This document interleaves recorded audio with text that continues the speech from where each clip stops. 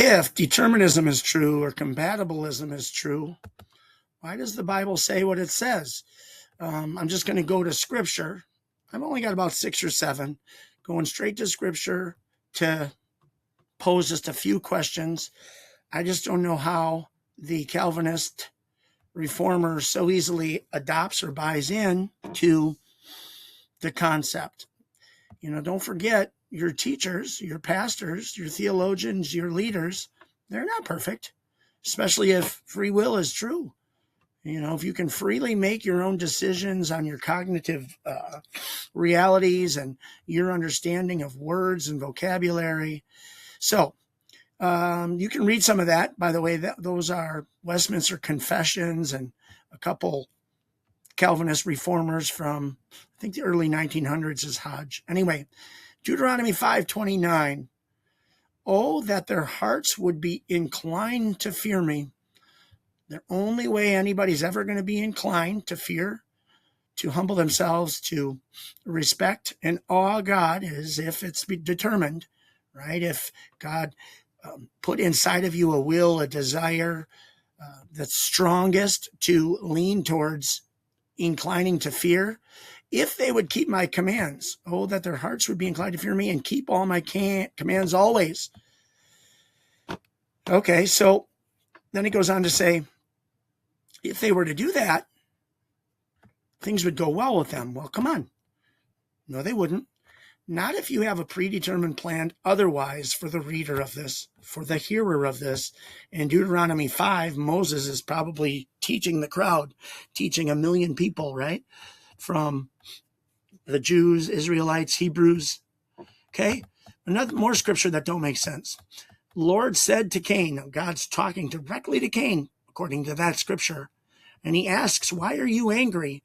In my opinion, it's saying, hey, you got some serious emotions, and I gave those to you. You're downcast. You're downtrodden. You're heavy laden. If you do what is right, well, but I predetermined you not to. So you can't really do what's right. I'm about to cause you secondary means, naturalistic means, a desire I've created for you that you can't do otherwise to defend or choose otherwise, is going to lead you to murder. But I'm making it sound like, you could be accepted if you do what's right. If you resist sin, that's right there. It wants to have you. And you are supposed to rule over it. Well, let's just be honest. Under determinism, none of that's true. This one is deep and won't make sense, but visited the people. This is a picture of Jesus coming to visit his Jewish people. He's in the line of David. Then the gospel is being in the line of David, raised from the dead. Here's more scripture about being visited. But anyway, I don't think that belongs in there. Sorry. If only you had paid attention to my commands. Maybe you had them out to lunch by decree. Maybe that you dented their brain. Oh, wait, they're born spiritually dead, reprobate haters who could never pay attention to your commands, unless you wanted them to. But it says if you do pay attention, then your peace, it'll become your peace by your choice. But let's face it, doesn't happen. Can't happen under predetermination. They have forsaken me. Well, so what? What's your plan? What's your decree? Maybe you're going to bring them back, God. Or maybe you've predetermined that they will forsake you for other purposes and means not explained in good detail. But they brought about foreign gods. Seems to me, if you read scripture, that God really hates foreign gods. False gods, idols, Baal worship.